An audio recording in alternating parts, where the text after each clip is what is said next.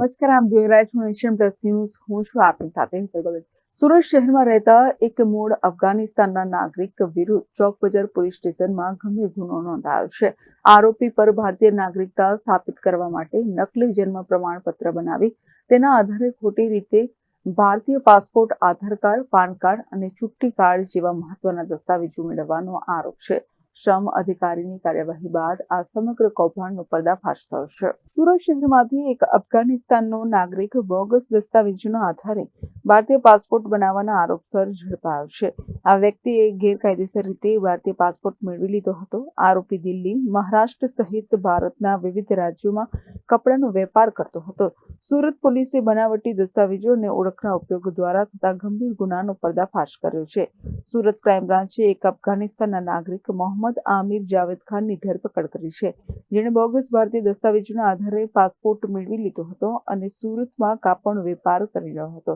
સુરત શહેરમાં રહેતા એક મૂળ અફઘાનિસ્તાનના નાગરિક વિરુદ્ધ ચોક બજાર પોલીસ સ્ટેશનમાં ગુનો નોંધાયો છે. આરોપી પર ભારતીય નાગરિકતા સ્થાપિત કરવા માટે નકલી જન્મ પ્રમાણપત્ર બનાવી તેના આધારે ખોટી રીતે ભારતીય પાસપોર્ટ, આધાર કાર્ડ, પાન કાર્ડ અને ચૂંટણી કાર્ડ જેવા મહત્વના દસ્તાવેજો મેળવવાનો આરોપ છે.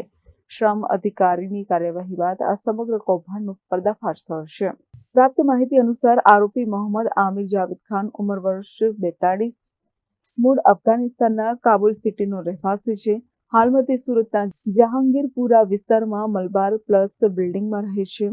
આરોપી Mohammad Aamir UN refugee agency ઇન્ડિયામાંથી ભારતમાં રહેવા માટેનું કાર્ડ મેળવીને ભારતમાં વસવાટ કરતો હતો, પરંતુ ભારતમાં કાયમી વસવાટ અને નાગરિકતા મેળવવાની લાલચે તેણે ગેરકાયદેસર પ્રવૃત્તિઓ શરૂ કરી.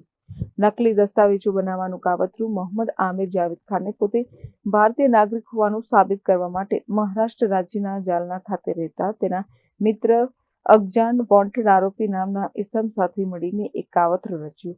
આ કાવતરાના ભાગરૂપે તેણે એવું દર્શાવ્યું કે તેનો જન્મ 4 જૂન 1983ના રોજ મહારાષ્ટ્રના જાલના ખાતે થયો હતો. આ દર્શાવવા માટે જાલના મહાનગરપાલિકા કચેરીમાંથી ખોટું જન્મનું પ્રમાણપત્ર બનાવડાવવામાં આવ્યું. આ નકલી જન્મ પ્રમાણપત્રના આધારે આરોપીએ પોતાના નામનો ભારતીય પાસપોર્ટ બનાવડાવ્યો. એટલું જ નહીં, તેણે આ જ ખોટા દસ્તાવેજોના આધારે ભારત સરકારના આધાર કાર્ડ, પાન કાર્ડ અને ચૂંટણી કાર્ડ જેવા સંવેદનશીલ દસ્તાવેજો પણ મેળવી લીધા હતા. ડીજીપી સાહેબ દ્વારા 100 અવર્સમાં જૂના ગુનેગારો પકડાયેલા શોધી અને સતત કામગીરી કરવા માટે સૂચના આપેલી હતી. દરમિયાનમાં આ જ કામગીરી દરમિયાન ક્રાઇમ બ્રાન્ચની ટીમને એક ઇન્ફોર્મેશન મળી કે એક અફઘાની નેશનલ છે જે બોગસ પાસપોર્ટ બનાવી અને ઘણા સમયથી સુરતમાં રહ્યો છે. સુરતમાં એને બોગસ પાસપોર્ટ, બોગસ ડોક્યુમેન્ટના આધારે મેળવ્યો છે. આ ઇન્ફોર્મેશનના આધારે ક્રાઇમ બ્રાન્ચના પોલીસ ઇન્સ્પેક્ટર જે.એન. ગોસ્વામી અને એની ટીમને એક મોહમ્મદ આમિર જાવેદ ખાન, જે મૂળ કાબુલ અફઘાનિસ્તાનનો રહેવાસી છે, 2018માં 1 વર્ષના વિઝિટર વિઝા ઉપર આવ્યો હતો દિલ્હી અને ત્યારબાદ સુરત આવ્યો અને એના વિઝિટર વિઝા પૂરા થયા બાદ આ માણસે સુરતમાં પોતાના અલગ અલગ એના મહારાષ્ટ્ર જાલનાના મિત્ર મારફતે અલગ અલગ ડોક્યુમેન્ટ્સો, Aadhaar card, PAN card, election card, બધા જ બોગસ ડોક્યુમેન્ટો બનાવી અને એક બીજો પાસપોર્ટ, ભારતીય પાસપોર્ટ મેળવેલો હતો.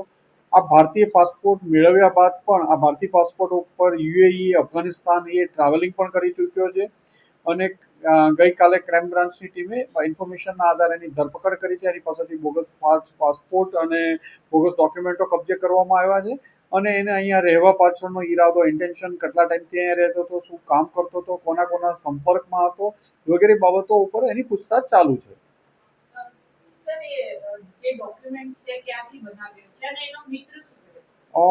એ ઇન્વેસ્ટિગેશન ચાલુ છે. એ મહારાષ્ટ્ર જાલનાથી બનાવેલા હતા, એના મિત્ર દ્વારા બનાવેલા હતા અને એ બાબતમાં તપાસ ચાલુ છે. એના મિત્રની ડિટેલ અમારી પાસે છે પણ ઇન્વેસ્ટિગેશન ચાલુ છે એટલે એ રિવીલ નથી કરતા.